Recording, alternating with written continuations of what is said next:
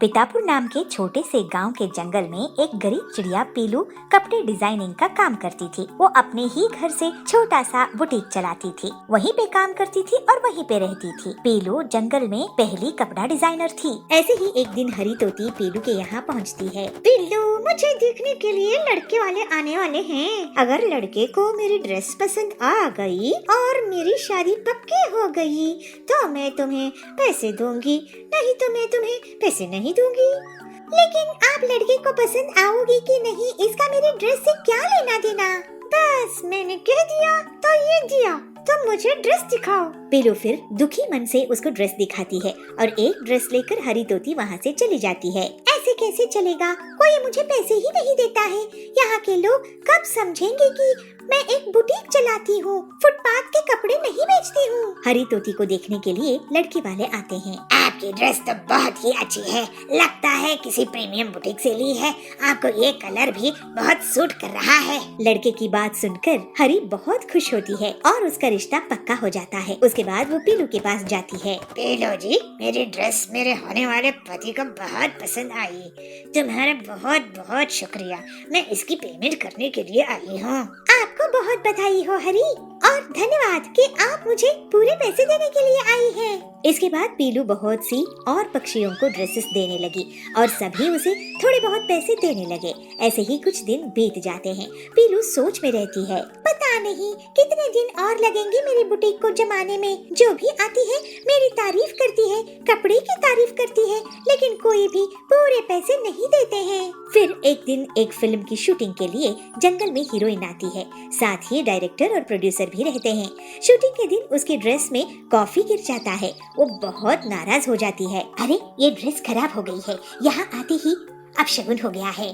कोई होगा क्या जो मेरी ड्रेस नहीं लाकर दे दे। क्या यहाँ पर कोई डिजाइनर बुटीक है? मैडम, इस गांव के जंगल में कौन सा बुटीक होगा? तभी वहाँ शूटिंग देखने आई पीलू हीरोइन को आवाज देकर कहती है, हीरोइन जी, मैं आपकी बहुत बड़ी फैन हूँ। मेरे यहाँ पर डिजाइनर बुटीक है, आप मेरे यहाँ चलिए, मैं आपके लिए बेहतरीन ड्रेस बनाऊंगी।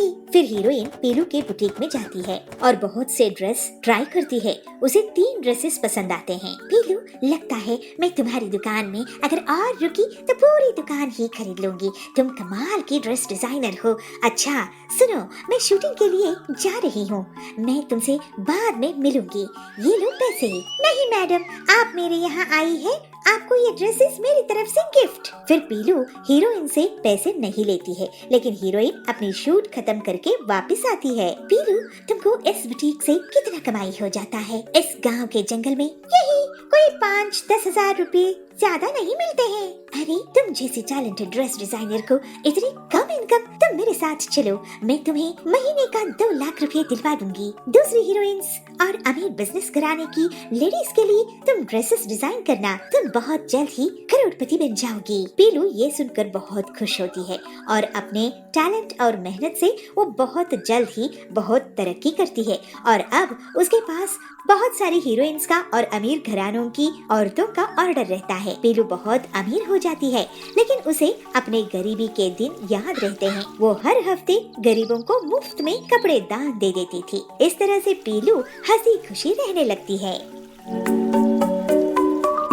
बीकानेर के छोटे से जंगल में बंटी डायमंड डीलर कड़क सेठ के यहाँ काम करता था। बंटी बहुत अच्छा सीधा साधा था और हनुमान जी की भक्ति करता रहता था। उसको हनुमान जी को लड्डू का भोग लगाना और सरसों के दिए से आरती करना बहुत अच्छा लगता था और इसी वजह से उसको कड़क सेठ बहुत पसंद करता था। लेकिन कड़क सेठ का लड़का टिल्लू बंटी से बहुत नफरत करता था। टिल्लू बहुत ही लालची और चोर किस्म का था। वो बंटी को बहुत बार नीचा दिखाने की कोशिश करता था, लेकिन बंटी कभी भी बुरा नहीं मानता था। वो शिव जी का भक्त था। बंटी, इस बार मुझे 4 गुनी सेल्स चाहिए, तुम्हें बहुत मेहनत करनी पड़ेगी। मैं कोई बहाना नहीं सुनूंगा। कोई भी ग्राहक खाली हाथ नहीं जाना चाहिए, अमीर हो या गरीब। तो बंटी कहता है, लेकिन टिल्लू जी, हम डायमंड्स बेचते हैं, यहाँ पर वैसे भी गरीब लोग नहीं आ सकते हैं। फालतू की बहाने नहीं बनाओ। पता नहीं पिताजी तुम्हें क्या देख कर रखे हैं, मैं होता तो तुम्हें अभी तक भगा दिया होता। टिल्लू बहुत ही बिगड़ा हुआ लड़का था। उसकी बातें सुनकर बंटी चुप हो जाता है। शाम में बंटी हनुमान जी के मंदिर जाता है और उनसे प्रार्थना करता है। हे हनुमान जी, कड़क सेठ कितने नेक दिल के हैं और उनका लड़का टिल्लू बहुत ही बिगड़ा हुआ है। आप उसे भी सद्बुद्धि दीजिए। आपकी जय हो। एक दिन कड़क सेठ जंगल के बाहर गए थे। टिल्लू दुकान में आता है। आज पिताजी नहीं हैं, आज मैं दुकान से पैसे और डायमंड चुरा कर ले जाऊंगा। ये बंटी जरूरत से ज्यादा ईमानदार है, इसके रहते मैं यहाँ पर चोरी नहीं कर सकता। बाद में बंटी आ जाता है। जब दुकान बंद करने का समय होता है तो बंटी अकाउंट्स और स्टिक चेक करता है। वो देखता है कि पैसे और डायमंड गायब है। अगले दिन सेठ जी को बताता है तो कड़क सेठ कहते हैं, ये क्या बंटी, इतने साल तुम मेरे यहाँ काम कर रहे थे, मैं तुम पर कितना भरोसा करता हूँ। ये मेरे लिए बड़ा नुकसान हो गया है, इसकी जिम्मेदारी तुम्हारी है। अब इसकी भरपाई कैसे करोगे तुम? तो बंटी कहता है, लेकिन सेठ जी, मेरा भरोसा कीजिए, मैंने चोरी नहीं की है। मुझे मेरे नुकसान की भरपाई कर दो बस। मैं तुम्हारी अच्छाई के कारण तुम पर पुलिस कंप्लेंट नहीं कर रहा हूँ। बंटी दुखी मन से दुकान से चला जाता है। वो हनुमान जी के मंदिर में बैठकर रोने लगता है। हे हनुमान जी, मैंने कभी भी किसी का नुकसान नहीं किया है। अब मैं क्या करूं? इतनी बड़ी रकम मैं कहां से जुटाऊं?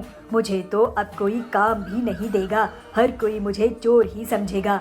असल में टिल्लू चोर है, लेकिन मैं कैसे कड़क सेठ को बताऊं? उसका रोना सुनकर हनुमान जी वहाँ प्रकट हो जाते हैं। दुखी मत हो बंटी बेटा, तुम तो बहुत नेक दिल के हो।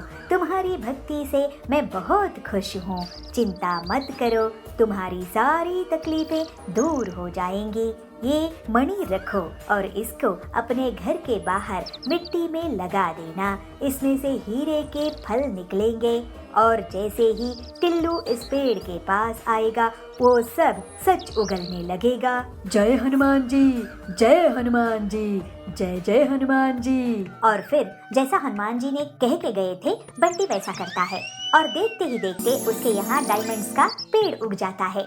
टिल्लू को ये बात पता चलती है। वो अपने पिताजी के साथ वहाँ आता है। जैसे ही वो पेड़ के सामने आता है वो सच उगलने लगता है। पिताजी, मैं बंटी की ईमानदारी से नफरत करता हूँ और इसी वजह से इसको मैंने झूठे केस में फंसाया है और आपकी नजरों में गिरा दिया।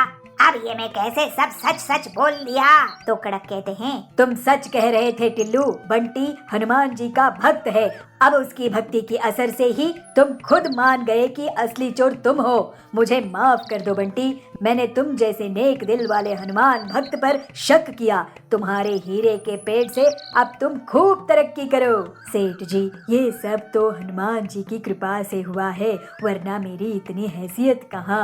मैं अब हनुमान जी के नाम से गरीबों को खाना खिलाऊंगा और उनकी अब और जोरों शोरों से भक्ति करूंगा। फिर बंटी पूरी ईमानदारी के साथ काम में जुट जाता है और हनुमान जी की कृपा से उसका जीवन अब हमेशा के लिए सुधर जाता है। पीलू चिड़िया बहुत मेहनती और तेज दिमाग की व्यापार करने वाली चिड़िया थी। वो गांव में बहुत से काम को देखने के बाद मोबाइल फोन की दुकान खोलती है। पीलू बहुत वैरायटी के मोबाइल फोन्स को बेचा करती थी। एक दिन हरिया कहता है, बेटी, मेरे पास नया फोन खरीदने के पैसे नहीं है। ये पुराना फोन ही ठीक कर दो।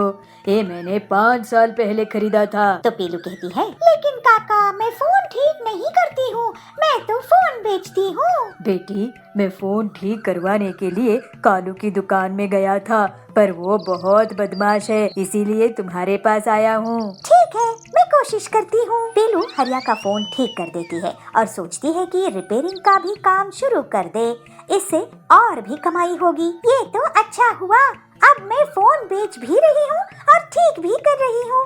अब अच्छी कमाई हो रही है। लेकिन कालू इस बात से बहुत जलता था। वो पीलू की दुकान चलती देखकर बहुत गुस्से में था। अरे, कोई मेरी दुकान में क्यों नहीं आता है? इस पीलू की मीठी मीठी बातों से सब उसी के पास जाते हैं। मैं भी तो एक से एक फोन बेचता हूँ। आज इसकी तबीयत ठीक करता हूँ। रात में कालू कुछ बदमाशों को पैसे देता है। ये लो पैसे और उस पिद्दी पीलू की दुकान में ऐसी तोड़फोड़ मचा दो कि वो कभी भी दुकान नहीं खोल पाए। फिर वो बदमाश पीलू की दुकान को तोड़ फोड़ देते हैं। अगले दिन पीलू अपनी दुकान पहुंचती है। हे भगवान, ये क्या हो गया? मैं तो बर्बाद हो गई, पूरी दुकान ही उजाड़ दी है। अब मैं कहां से पैसे लाऊंगी इस नुकसान को भरपाई के लिए? मैंने बैंक से लोन लिया था, दूसरे व्यापारियों से लोन लिया था। अब मेरा क्या पीलू को रोता हुआ देखकर हरिया काका उसके पास आता है और कहता है, पीलू बेटी, तुम निराश मत हो, हिम्मत रखो। अगर तुम बिना जानकारी के फोन रिपेयर कर सकती हो तो इस मुसीबत से भी बाहर आ सकती हो। कभी कभी कुछ अच्छा होने के लिए ही बुरा होता है। इतने फोन को ठीक करने के लिए मशीन लगेगी काका, मैं कहाँ से लाऊंगी? मेरे साथ चलो। पीलू को हरिया अपने घर लेकर जाता है। ये देखो बेटी, मैं पहले मैकेनिक था, लेकिन मेरी आंख खराब होने की वजह से मैं काम करना बंद कर दिया। इन पुरानी मशीनों के साथ तुम कुछ करो।